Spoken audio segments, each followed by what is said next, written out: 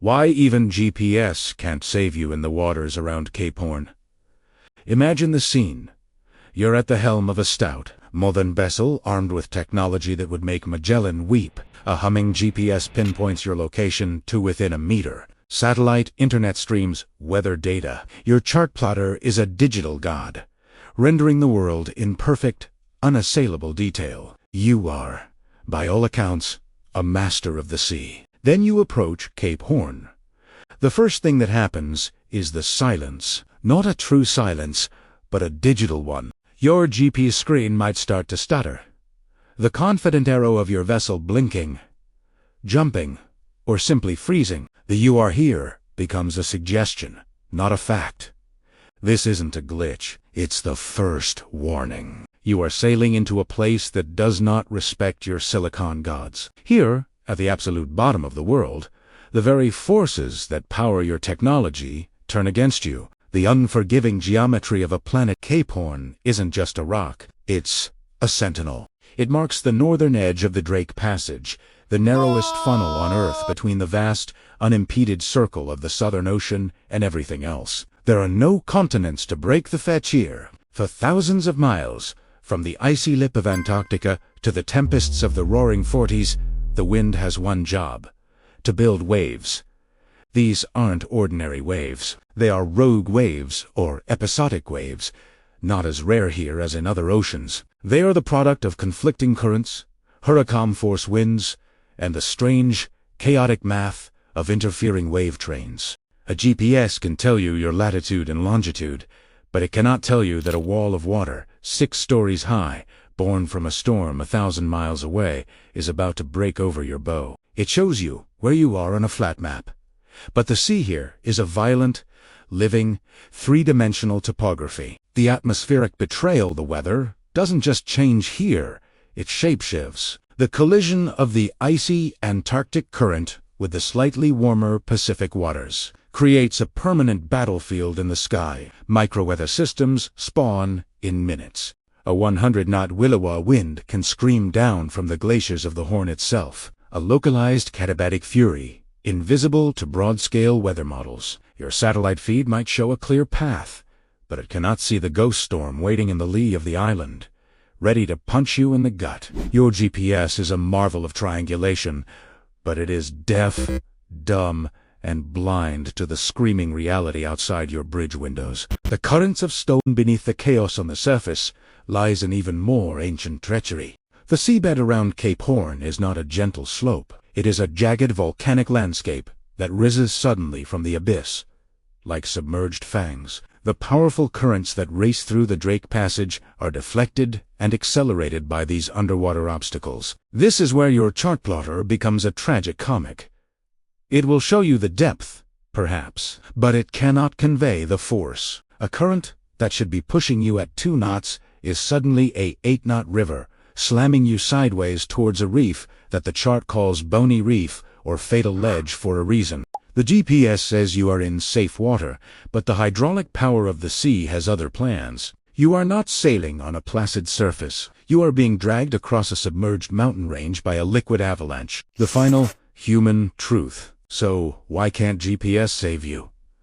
Because GPS deals in coordinates, not context. It is a tool of position, not of passage. The old sailors, the ones who rounded the Horn in wooden ships, knew this in their bones. They couldn't look at a screen. They had to read the sea. They watched the color of the water, the shape of the swells, the behavior of the birds, and the taste of the wind. They knew that surviving Cape Horn was a negotiation with the elements, a dance with raw physics where the price of a misstep was a cold, anonymous grave. In the end, the story of Cape Horn is the same today as it was 300 years ago. It is the story of human ingenuity, meeting a force that does not care. Your GPS can tell you exactly where you are when the mast snaps. It can pinpoint your location with stunning accuracy. As the freezing water claims you, it can provide the perfect coordinates for your own shipwreck. And in those final moments you would understand the ultimate truth of this place. The only thing that can save you in the waters around. Cape Horn is not a satellite in the sky, but the timeless hard-won seamanship in your own soul. Everything else is just noise. This is where your journey transforms from a modern passage into a primal trial. When the screens flicker and the digital voices fall silent, you are left with what every sailor who ever dared this pass has possessed: your own senses, stretched to their breaking point. The true navigator in these waters learns to read a different set of data streams. The swell language. You learn to distinguish the long, deep ocean swell from the Antarctica massive oily roll that speaks of distant ice from the sharp, vicious chop kicked up by a localized willow. Your inner ear becomes your primary gyroscope, more reliable than any laser ring. The sound of the wind. There is a specific shriek in the rigging that does unjust signal high wind, but a particular kind of wind, one that has been compressed and accelerated by the glacial cliffs.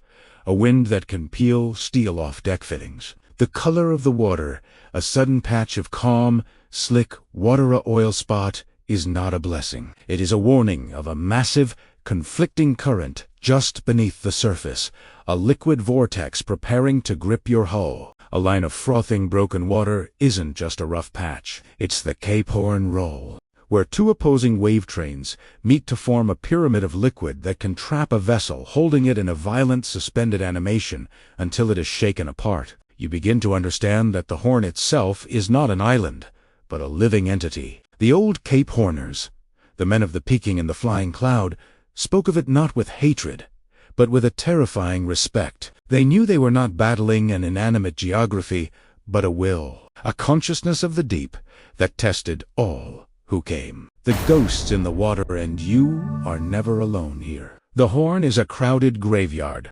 Every flicker of your radar might be painting the ghosts of shipwrecks past. The SS Mapacho, a 3,000-ton steamer, broken in two by a rogue wave in 1910. Her crew's fate a testament to the sea's indifference to steam and steel. The German tall ship Admiral Karpfanger, which vanished with all hands in 1938. A modern vessel swallowed whole, leaving only a single lifebelt to tell a silent story. Countless unnamed whalers, gold rush clippers, and naval patrols, their names etched not on monuments, but on the charts as grim warnings. Dismasted Island, false Cape Horn, the Wollaston Islands. Their rusting bones lie scattered on the seabed, each one a monument to a moment when luck, skill, or technology finally ran out. To sail here is to sail through a museum of maritime catastrophe, where every exhibit is a lesson you cannot afford to ignore. The final calculation. So you make the calculation not on your chart plotter, but in your soul. The GPS says the shortest route is 20 miles closer to the headland. The barometer is falling like a stone. Your instincts, honed by reading the ancient signs, scream that this is a trap.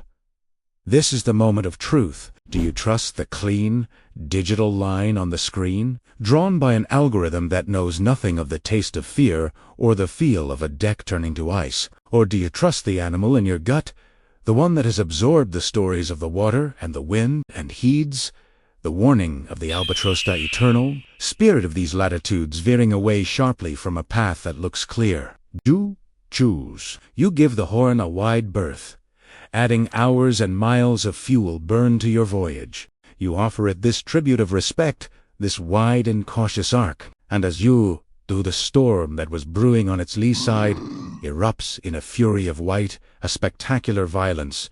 You are now only watching from a distance. The GPS, now stable again, blinks approvingly. You have reached a safe waypoint, but you know the truth. You didn't conquer Cape Horn. You merely passed its test. You listened when the modern world went silent, and you learned the oldest lesson of the sea, that the most advanced navigation is not about knowing where you are, but about understanding where you can and cannot be. And as the Horn disappears astern into the mist and spume, you feel it not as a point on a map falling behind, but as a sleeping dragon you have successfully and quietly tiptoed past. You didn't win.